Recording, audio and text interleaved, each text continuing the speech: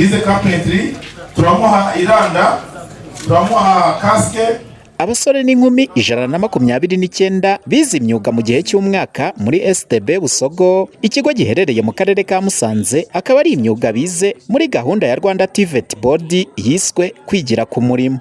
Nibo bahawe ibikoresho bizabafasha mu gushyira mu bikorwa ibyo bize. Umushinga umuteza imbere turagushimiye cyane. Aba bose imbere y'ibitangazamakuru bya Flash bavuga ko kurangiza bakanahabwa ibikoresho by'ibyo bize ari umusanzu ukomeye mu kubafasha kwihangira imirimo.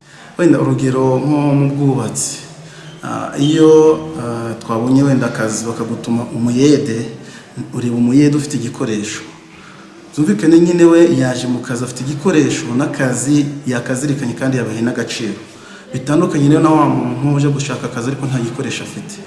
Natwe rero nk'abatekinisiye bahawe ibira bikoresho, rwemeza mirimo cyangwa se umuntu ugiye kuguha akazi araza, hari ubwo baza bakareba bafite ibikoresho byuzuye, basanga nta bikoresho byuzuye ufite, akazi k'uwo munsi ukabura karase.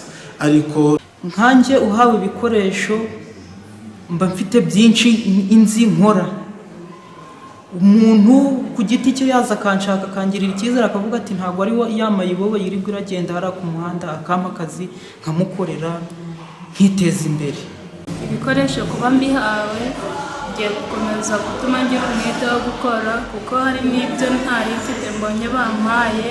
Ku ruhande rw'ubuyobozi bwa STB Busogo, Hashakimana Obedi, umuyobozi w'iki kigo, ashimangira ko aba banyeshuri barangije bamwe banatangiye gushyira mu bikorwa ibyo bize ku buryo byabatangiye kubabyarira amafaranga.